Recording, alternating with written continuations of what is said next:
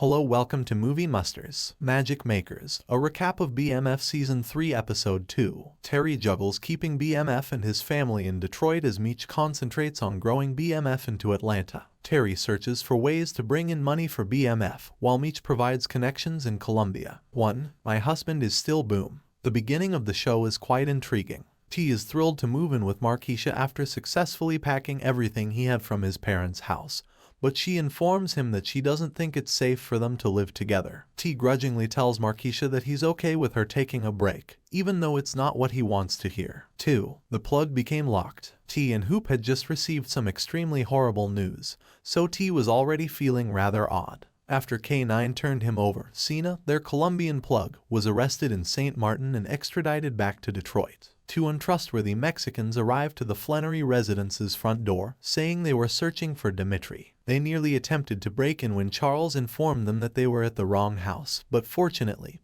Charles was holding a hammer, so they were forced to back down. 3. These Migos are who? T gave Meech a call to let him know what had happened with Cena. Meech gave his younger brother instructions to explore Detroit for potential finds. He followed suit in Atlanta. Charles entered T's new eatery in a rage as the two talked about their next move or moves. Taking Terry's phone, he angrily confronted his oldest son, telling him that the next time, he would disclose his number to the Mexicans. Meech and T talked about how funny it was that 2 Mexicans arrived at their crib on the same day that their plug was detained after Pops left. Meech tells T to get them a new plug rather than focusing on how bad things are. 4. Seeking remedies. Meech revealed his future ambitions to Duffy and Stax during their conversation. To find out if he could still use Dice's network, he wanted to speak with their representatives. Furthermore, he intended to meet Glock's plug. He reasoned that if they are both employed by the same plug, Glock will be forced to put a stop to their conflict and let money be the only priority. 5. The hard place in Iraq.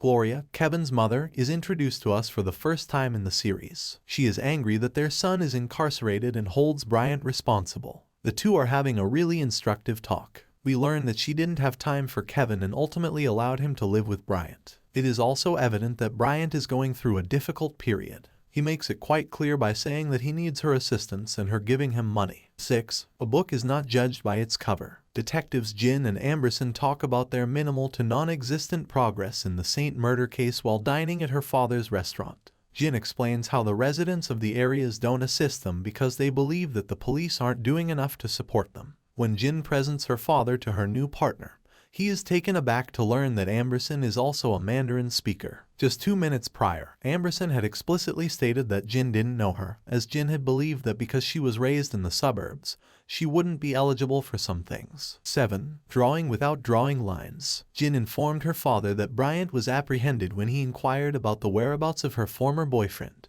Jin informed him that Bryant had been discovered painting too much outside of the lines. In response, Han said that drawing beyond the lines can occasionally add interest to an image. 8. Already, this partnership is very interesting. 9. Searching for a new plug. Sterl informs T that he has arranged a meeting with a plug outside the city, in the burbs, while K9 has the entire city on lockdown. It wasn't just them that was searching for something fresh. At a new church location, Charles, Lucille, and Nicole are spotted. The parents see Lucille chatting to a boy who appears to attend her school when she registers for a community service program for her and Nicole. 10. The issue with Henrietta. We are introduced to Henrietta Henry Andreas, the new plug. As soon as Henry nearly has to take a man out during their card game, she makes it clear that she is not to be trifled with. Henry tells T that she already knows who they are and that she thinks their movement is amazing as T introduces himself. She claims she can work 28 hours a day when T informs her that they need to work. T feels that the quantity is excessive. In response, she said that it would not be long before T's clientele began to search. She consistently guarantees to include a pound of cannabis with each Kai ordered. T grudgingly accepted, but he didn't even shake her hands because Peaches' arrival diverted their attention. T meets the Mexicans that stopped up at his family's house early in the episode face to face a bit later in the show. When they inquire for Dimitri once more, T responds that Meech is the new boss and currently resides in Atlanta.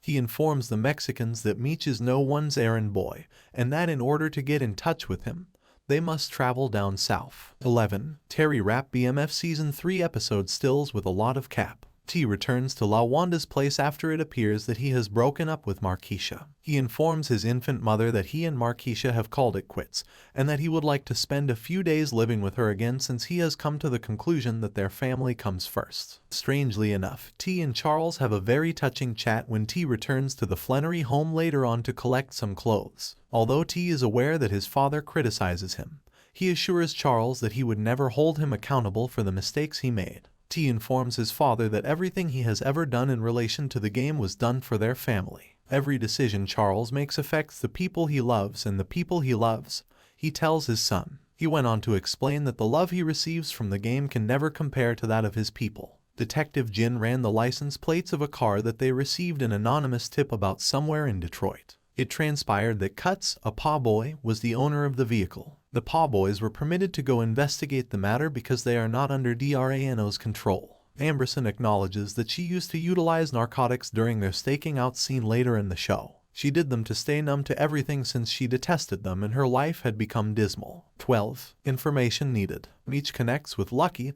then Meech leads Angel outside to dinner. Meech is forthright in informing her that he requires some details from her. She replies, letting him know that she values secrecy, and that providing information may land her in serious legal problems. She is about to depart after realizing what Meech wants, but Meech stops her. They eat together and wind up learning a lot about one another. Angel talks about how she got to Atlanta and started dating Greenie. When Meech sincerely expresses interest in her and she informs him that she has met many males, but that he is different, the two get closer. 13. You're Not Like Us. We are introduced to Lucille's friend from high school. The event liaison is a physician named Maurice Montclair. From the moment Lucille first sees him, it is clear that they once had something and that she is attracted to him. Nicole witnesses her mother's entire demeanor shift while the two adults converse. Maurice returns to the celebration later and offers to take Lucille out to dinner while Nicole is chatting with the boy from her school. Although she reluctantly declines the offer, it's obvious that she's giving it serious thought. It is revealed to us that Lucille was once taken from Maurice by Charles. Later that evening, Lucille tried to strike up a discussion about boys, safety, etc. Nicole soon came to the conclusion that her mother's advice had less to do with her personally and more to do with her relationship with Maurice. When Charles tried to compliment Lucille in her room back at their house, she immediately brushed him off. She smiled a little and took the card Maurice gave her, which had his number on it, as soon as he left the room. 16. Dangerous equals desperate. Detective Bryant informs Frank Blaze Andreas, an old buddy, that he needs a favor. He informs Blaze that he cannot afford competent attorneys for his son. He makes reference to quick money and is aware of Blaze's connections. Following their game, Bryant departs following their chess game between the two longtime friends. Blaze inquires about the opinion of an elderly gentleman who appears to be either his mentor or an older relative. In response, the older man says that a man in desperation can be dangerous. 17. Blaze is actually connected. Henry enters shortly after Bryant leaves, and it is revealed that Blaze is Henry's father. He talks about how he'd heard she was attempting to expand.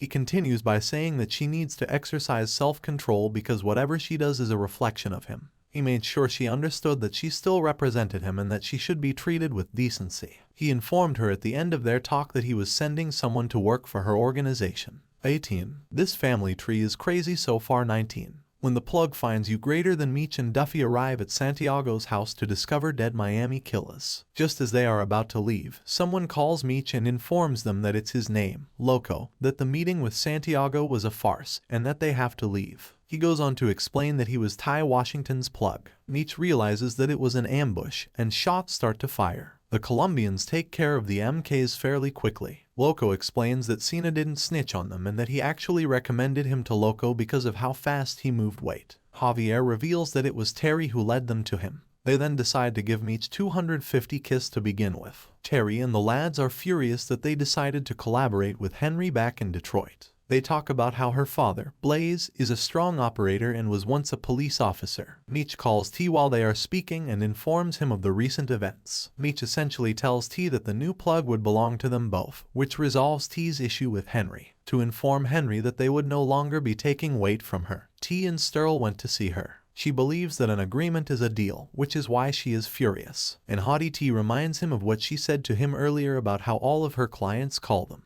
Henry and Peaches have sex again right after that. She murders her in cold blood this time. I spoke to your plug, she informs her as she shoots her. You are outside of me now. but I required a plug that was entirely heavy. You believed we had an agreement, then? 20. Feds observing Fasho. Duffy remarks that he believes Angel set them up with the MKs, and that it's odd that she isn't at the strip club when they are in Atlanta. As they converse, Tina, Monique's younger cousin, arrives. Meech tells her that he is pleased with her and that she can call him for anything. Greenie appears and informs Meech that drinks are on the house immediately after that. He says he's grateful to Meech for looking after Angel, but it was clear he was contradicting himself. Sterl and Hoop have dinner with LaWanda back in Detroit. They are eating when Cuts appears and joins them. All the while, detectives Jin and Amberson are receiving video footage of them. Meech and Loco share a drunken moment after the club the following morning, as the show comes to a close. They both talk about how difficult growing up was for them and how desperate they were. Loco declared to Meech that the two new business partners were in love with one another and that they were family.